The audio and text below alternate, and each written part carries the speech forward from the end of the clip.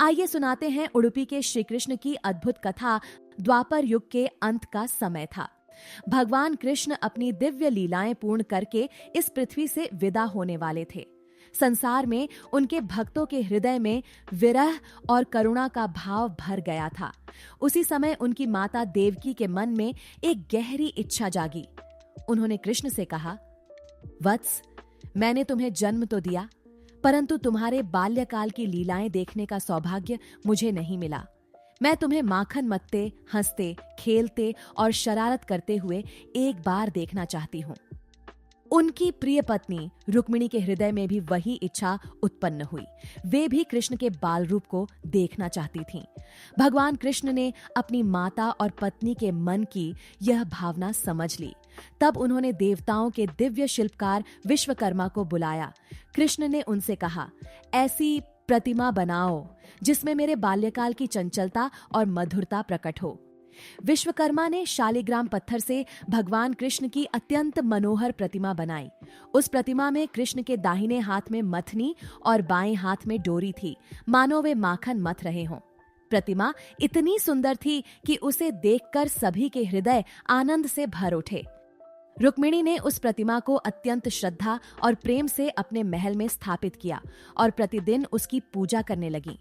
उनके लिए वह प्रतिमा स्वयं भगवान कृष्ण का जीवित स्वरूप थी। कुछ समय बाद भगवान कृष्ण ने अपनी पृथ्वी लीला समाप्त कर दी। उनके परम मित्र अर्जुन ने इस दिव्य प्रतिमा को सुरक्षित रखने के लिए उसे छिपा दिया ताकि वह किसी अनिष्ट से बची रहे। समय बीतता गया और प्रतिमा पर धीरे धीरे गोपी चंदन का मोटा आवरण जम गया।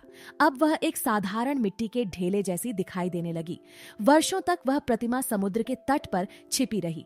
कई वर्षों बाद द्वारका का एक नाविक समुद्र में यात्रा कर रहा था। उसे समुद्र तट पर गोपी चंदन का एक बड़ा और भारी पिंड मिला। उसे यह पता नहीं था कि उसके भीतर भगवान कृष्ण की दिव्य प्रतिमा छिपी है। उसने उस पिंड को अपने जहाज में रख लिया ताकि जहाज का संतुलन बना रहे। कुछ समय बाद जब जहाज कर्नाटक के मालपे तट के पास पहुंचा, तभी अचानक समुद्र में भयंकर तूफान उठ खड़ा हुआ। विशाल लहरें उठने लगीं और जहाज डूबने की स्थिति में पहुंच गया। उसी समय समुद्र तट पर महान संत और दार्शनिक माधवाचार्य ध्यान में लीन थे। अपनी योग दृष्टि से उन्होंने अनुभव किया कि समुद्र में कोई दिव्य वस्तु छिपी हुई है। वे तुरंत तट पर पहुंचे और भगवान से प्रार्थना की। उनकी प्रार्थना से समुद्र शांत हो गया और जहाज सुरक्षित तट पर आ गया। जहाज का कप्तान अत्यंत प्रसन्न हुआ और कृतज्ञता स्वरूप गोपी चंदन कड़े माधवाचार्य को भेंट कर दिए।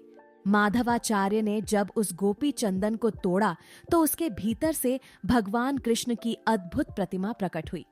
माधवाचार्य उस प्रतिमा को लेकर उडुपी पहुंचे। उन्होंने उसे एक पवित्र सरोवर में स्नान कराया, जिसे आज माधव सरोवर कहा जाता है। फिर संक्रांति के पवित्र दिन उन्होंने उस प्रतिमा को मंदिर के गर्भगृह में स्थापित किया। यही मंदिर आगे चलकर प्रसिद्ध उडुपी श्री कृष्ण मंदिर के नाम से विख्यात हुआ। माधवाचार्य ने मंदिर की पूजा और व्यवस्था का कार्य अपने 8 प्रमुख शिष्यों को सौंपा। उन शिष्यों ने मंदिर के चारों ओर 8 मठ स्थापित किए, जिन्हें अष्टमठ कहा जाता है। ये मठ हैं पेजावरा, पुट्टिगे, पालीमारू, आदमरू, सौदे, कन्यूरू, शिरूर और कृष्णपुरा। इन मठों के सन्यासी बारी बारी से मंदिर की सेवा और पूजा का कार्य करते हैं। प्रत्येक 2 वर्ष में पर्याय उत्सव के समय यह दायित्व अगले मठ को सौंप दिया जाता है। 16वीं शताब्दी में उनके एक महान भक्त हुए, कनकदास। वे भगवान कृष्ण के दर्शन करने के लिए उडुपी आए, परंतु उस समय समाज में जाति भेद बहुत कठोर था। निम्न जाति के कारण उन्हें मंदिर में प्रवेश करने की अनुमति नहीं दी गई। फिर भी उनकी भक्ति अडिग थी। वे मंदिर के पीछे खड़े होकर एक छोटी खिड़की से भगवान को देखने का प्रयास करने लगे, पर वहां से उन्हें केवल भगवान की पीठ दिखाई देती थी। कनकदास ने वहीं खड़े खड़े भक्ति गीत गाने शुरू कर दिए। उनकी सच्ची भक्ति से भगवान प्रसन्न हो गए। अचानक एक चमत्कार हुआ।